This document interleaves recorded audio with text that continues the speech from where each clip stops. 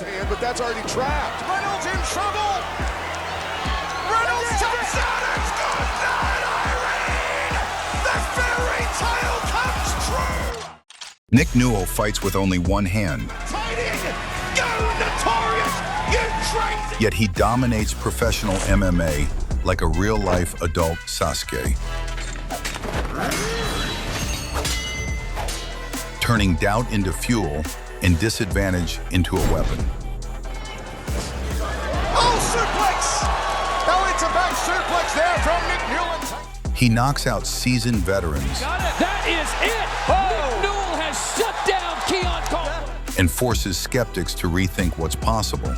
Really tight. It's a bad place to be. Oh, no, it's on. That's no way he That is it. That is it. But how does he win at the highest levels of MMA with a limb difference? Does it give him an edge, a disadvantage? And most importantly, how did he become notorious? And Luque sprawls out, but momentarily. The answers will surprise you. So let's rewind to where it all began. And he's all over. Nick's story started in Springfield, Massachusetts, in a family that never allowed differences to become excuses. Nick was born with a congenital amputation of his left arm, ending just below the elbow, and the world saw it instantly. I was born and raised in Milford, Connecticut. Family definitely is a huge motivator in my success because they never told me, don't do this. You only have one hand. What are you thinking? But Nick, he didn't spend time thinking about what was missing. He was too busy trying to keep up with everyone else. He played every sport he could: baseball, basketball, soccer, swimming. If the other kids were running around, Nick was right there with them. He was simply refusing to sit on the sidelines. And even then, you could see the early signs of the mindset that would define him later. If something looked difficult, he wanted to try it. If something seemed out of reach, he pushed harder. But childhood isn't always gentle. Kids questioned him, stared, made comments, whispered things they didn't really understand. And instead of breaking him down, those moments gave him an edge. A quiet, persistent determination that said, if you doubt me, watch what happens next. Around this time, something else shaped him. A baseball player named Jim Abbott. Like this, catch the ball, kind of rotate it around, pulling the ball out and throwing. Abbott was a major league pitcher, born without a right hand, and for a kid who rarely saw anyone like himself. Well, obviously growing up, that's an easy question. I think you can answer for me. You probably know. No, Jim Abbott. Jim Abbott, the pitcher? Yeah, obviously. I saw you had his book in the waiting room. Yes. Abbott was more than a name on TV. He was proof that athletes with limb differences existed at the highest level. And the ground ball is short. Velarde. He did it. He did it. No hitter for Jim Abbott. Nick didn't try to copy Abbott's career, but seeing him made something click. If Abbott could perform on that stage, then maybe there were more possibilities than the world usually allowed. Life eventually took Nick down a completely different path, one he didn't see coming: wrestling. It started with a simple conversation. A friend told Nick he was joining the wrestling team, and Nick, without thinking too hard, said he would join too. It sounded interesting, but the moment he stepped onto the mat, reality hit. Wrestling wasn't flashy, and that first season, it was brutal. Nick lost nearly every match. Not close, competitive losses. First year of wrestling did not go that well. I think I lost my first 15 matches all by pin. It was embarrassing. He was pinned again and again. The practices pushed him harder than anything he had ever done. For most people, this is where the story would end. But for Nick, this was the moment something deeper switched on. He refused to quit. Slowly, he started to understand the sport. By the time he reached his later high school years, the story had flipped. The kid who once couldn't win a match had become one of Connecticut's best wrestlers, collecting more than 300 victories across high school and college combined. But the foundation he built on wrestling mats was only the beginning. Nick didn't know it yet, but life was about to introduce him to a new world. He never expected the turning point to arrive during an ordinary night in college. One moment, he was sitting with a roommate after WWE Raw, and the next, the TV switched to The Ultimate Fighter. It wasn't planned, but for Nick, it felt like a door opening. I'd watched the WWE. I thought I was gonna be Bret the Hitman Hart.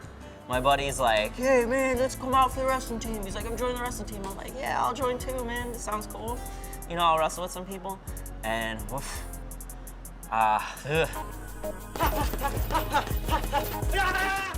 MMA was a different world from wrestling, but something about it pulled at him.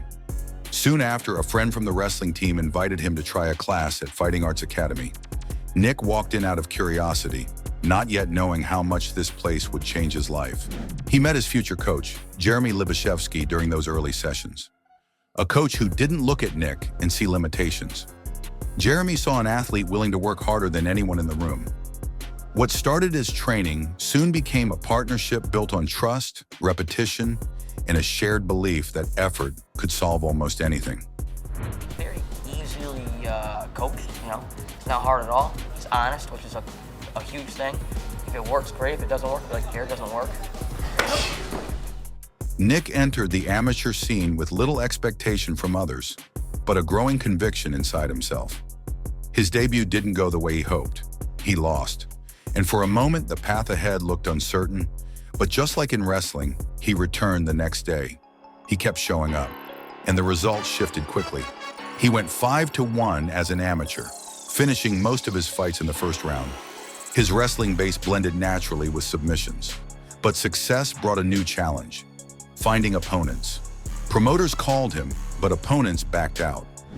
Many didn't want the pressure of beating someone with one hand. Others didn't want the risk of losing to him. Weeks turned into months without matchups. Nick wanted to stay active, but availability didn't always match a desire. That period tested him more than any fight could.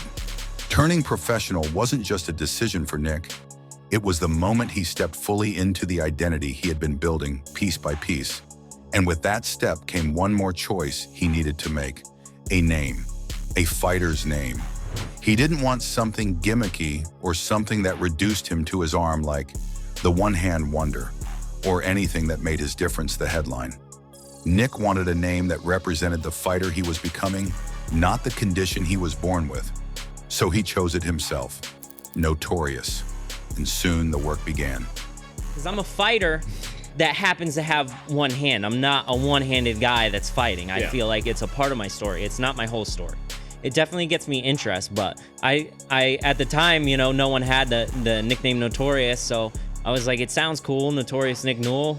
It rings. No one's gonna give me a dumb nickname. I'm just gonna go with this and roll with it. So Nick entered the professional scene quietly, with the same willingness to grind that had carried him through wrestling and amateur MMA. Then came the call from Extreme Fighting Championships. Signing with XFC marked the first major shift in his pro career. It gave him a platform, structure, and opponents with real experience. His debut at XFC 15 was a statement. Nick secured a heel hook in just over a minute, shocking those who doubted whether his style could work at a higher level. Have a look at this from Nick Newell. It is over. Good night, Irene. A standing freaking ovation. The wins continued, and his reputation grew not just because he won, but because he did it with precision. So when XFC announced a bout for the lightweight title against veteran Eric Reynolds, many viewed it as his real test, the moment that would reveal his ceiling. Newell trying to muscle his way and get Eric Reynolds onto his back. There's a high left round kick from Nick Newell. Reynolds was experienced, durable, and respected. But Nick treated the fight like he treated everything else. Oh, suplex! Now it's a back suplex there from Nick Newell. With his hammer-like punches and knees, he won the title in the first round, and the world was finally starting to pay attention. Reynolds taps out. It's good night, Irene! The fairy tale comes true! After this, he signed with WSOF, and for the first time, Nick wasn't just an underdog with a story. His debut came against Keon Caldwell at WSOF 4. Caldwell was powerful, explosive, and confident in his striking, but Nick approached the fight with the same sharp focus that defined his entire career. All right, let's talk about the obvious right off the bat. He pressured immediately, closed the distance, and forced the grappling exchanges he wanted. Lots of power. Yes, he tries to grab the leg. He's not sweaty yet. The finish came fast. Another first-round submission. Newell in the white trunks, Nick Newell in the black trunks, and he throws him down with a little bit of a judo. This time a guillotine that left commentators stunned by how effortlessly he secured it. But this was not enough for him. That is it! Nick Newell has shut down Keon Copeland. That's crazy! So he fought Sabah Fadai, a fight that followed the same pattern. The fight ended almost as quickly as it began and showed that he could dominate with only one hand. By jumping just outside his reach. Fans took notice. Even people who didn't follow MMA began hearing his name. 11 wins with 0 losses. His rise brought questions too. Could he keep doing this against the elite? Was he a phenomenon or someone who had simply mastered adversity in a way others couldn't understand? There we go. WSOF was about to answer those questions. Bad place to be. Oh no, it's on. That's no way. That is it. That is it. Wow, he does it again. Because the streak earned him the biggest opportunity of his career, a title shot against Justin Gaethje. By the time their matchup was announced, Gaethje was already known for a relentless style. Forward pressure, heavy leg kicks, non-stop combinations. Call him to come forward. Right now, this is a Gaethje style of fight. He overwhelmed opponents with volume and durability. Many believed Nick had earned his place, but just as many wondered if he could handle a fighter whose pace broke nearly everyone he faced. Fight night arrived. Nick walked in carrying the same quiet determination that had defined him since childhood. The opening moments were fast. Nick attempted to impose his wrestling, trying to close the distance and force exchanges on the mat. Right away there from Newell. Goes into distance. Gaethje responded with pressure, striking combinations, and the type of pace that had made him one of the sport's rising stars. When the fight hit the ground, Nick showed flashes of the submission threat that had carried him this far. Let's see if he can complete it. Gaethje needs to get up and needs to pull that leg out. The kind of intensity that gives you chills. As the rounds progressed, the intensity increased. Nick absorbed shots, pushed forward, and continued searching for opportunities. Gaethje wants his back up. Gaethje unleashed a series of combinations that showcased why he was a champion. And in the second round, the finish came. Gaethje secured a TKO, handing Nick the first loss of his professional career. But the defeat didn't erase his achievements. It raised questions he would need to answer for himself. It was the first time fans saw him fall on the biggest stage, but it would not be the last time they saw him rise. And those answers would define the next chapter of his career. His first step forward came at WSOF 20 against Joe Condon. It was a complete fight, controlled, strategic, and measured. Nick Newell in action many a times here in the World Series of Fighting. Guys that try to attack that left. Nick displayed improved timing, sharper transitions, and a steady composure that reflected the lessons learned from facing a world-class champion. Newell's corner was very impressed with this round. They love the kicks. They want to see more of those kicks. They also want to see more. 3 rounds later, he earned a unanimous decision victory. By unanimous decision, The Notorious Nick! The momentum continued at WSOF 24, where Nick faced Tom Marcelino. Once again, he delivered a disciplined performance. The exchanges were competitive. Impressive professional record, 12-1. His one loss coming from. But Nick's consistency carried him forward. Another unanimous decision. 29-28. For your winner, Notorious Nick! Another reminder that one loss did not define his identity. But as the wins returned, so did a different kind of clarity. Years of training, fighting, recovering, and pushing himself had created a mental and physical toll that few people ever see. And after the Marcelino fight, Nick made a decision almost no one expected. He retired. That chapter of his career closed quietly. And for a time, Nick stepped away from the cage, turning his focus toward teaching, coaching, and creating stability in his personal life.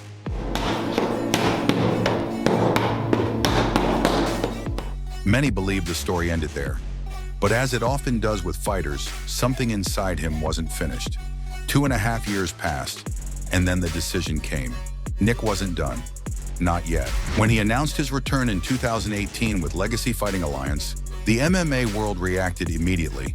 Some were excited, some skeptical and curious about whether he could still compete at the pace the sport demanded. But Nick came back to find out what was left inside him. His opponent was Sonny Luca, and the fight would serve as a test, not only for Nick's body, but for his timing, instincts, and confidence after years away.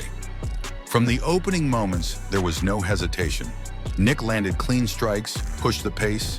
Absolutely a nice timing on that knee by Newell as Luque came in. And when the fight went to the ground, he flowed with a familiarity that showed he hadn't lost the rhythm. And then you see how he flips Sonny like he's weightless. And Luque sprawls out, but momentarily he's lifted up and put down by Newell. Before locking in a neck crank that forces the tap. But the post-fight moment was even louder. Nick didn't shy away from what he wanted next. He looked into the camera and declared that he belonged in the UFC. And I belong in the UFC. That's it. That's final. Not out of entitlement, but out of conviction built from years of results. And soon the opportunity came. In 2018, Nick flew to Las Vegas to meet Dana White face-to-face. It wasn't a guaranteed contract, but it was a chance. And sometimes a chance is all a fighter needs. The matchup was set against undefeated wrestler Alex Munoz. He wasn't an easy opponent, but Nick didn't want easy. The fight was fast-paced and competitive, with exchanges on the feet and scrambles on the ground. Munoz ultimately earned the decision, and Nick walked out without the UFC contract he hoped for. The UFC was a tough place for Nick. You know, this is a tough place with 2 arms and 2 legs. And shortly after, Nick signed with CES MMA. In his debut, he submitted Antonio Castillo Jr. in the first round. Got this choke here on Antonio Castillo Jr. And he gets the tap. Proving once again that he could rebound quickly and decisively. The win reminded everyone watching that his journey wasn't tied to one promotion. His value came from what he did in the cage, not where he did it. And that momentum opened the door to the next major chapter. A call from Bellator MMA. Bellator didn't just offer Nick a contract, it offered him a platform where every fight came with national attention. When he stepped into the Bellator cage for the first time, it was more than a debut. It was a moment that reminded him why he had returned to fighting in the first place. To compete with the best and prove, once again, that he belonged at the highest levels of the sport. His first test came against Corey Browning. Browning had earned a reputation for upsetting bigger names, and many wondered whether he could spoil Nick's return to the big stage. But the moment the fight began, Nick made his intentions clear. He pressured immediately, forcing Browning backwards. And fighting out of Milford, Connecticut, Corey Browning pushing forward early. Blending his striking with the grappling pace he had perfected over the years. When the fight hit the mat, Nick's control became the defining theme. It's a beautiful takedown by Nick Newell. It is different when you have... He advanced positions, shut down Browning's attempts to escape, and eventually secured an arm triangle choke that led to a first-round submission victory. He's got a good squeeze on it, he's still there. And he's all over! Proving once again that having one full arm didn't limit his ability to dominate exchanges. And with his victory, he showed everyone how wrong they'd been about him. The winner by submission, Notorious. Bellator gave him some of his most challenging moments, and some of his most honest ones. And those moments were leading him towards something even bigger than competition. By the time Nick reached the later stages of his career, he had fought in major promotions, faced champions, earned titles, and built a reputation that stretched far beyond the results on paper. But the part of his story that mattered most wasn't found inside the cage. The real impact of his story began outside the cage, in the lives he touched. Nick became more than a fighter. He became a mentor. At his gym, Fighting Arts Academy, he worked with athletes of every background. Kids who dreamed of competing, adults searching for confidence, and, most importantly, young people born with differences who finally saw someone who understood them. Parents brought their children to meet him, not because he was a fighter, but because he was living proof that limitations do not define a future. Nick never exaggerated his journey and never presented himself as a symbol. He simply trained, taught, and encouraged others the same way he had once needed encouragement himself. And through that, he became the type of example he looked for as a kid, which is what made one moment in his later career so meaningful. A moment that didn't take place in a cage. Nick talked with Jim Abbott, the same athlete he once watched as a kid, to understand what was possible. That moment quietly closed the loop on everything Nick had built. He didn't become a pitcher. Instead, he became something else entirely. Proof that the principle, not the profession, is what matters. Today, Nick continues to teach, coach, and shape the next generation. He shows up for kids who feel different. He lifts fighters trying to find their place and gives back in the same steady way he fought. Consistently, honestly, and with purpose. Nick's story isn't defined by wins or titles. It's defined by this. A boy who needed a hero became one, not through perfection, but through persistence. And that is the legacy of a fighter who proved, with all his fights, again and again, that the number of limbs you have matters far less than the heart you bring with you. If you enjoyed this story, make sure to like the video, subscribe for more powerful journeys, and share it with someone who needs the reminder that limits don't define us. Let me know in the comments who you want to see next.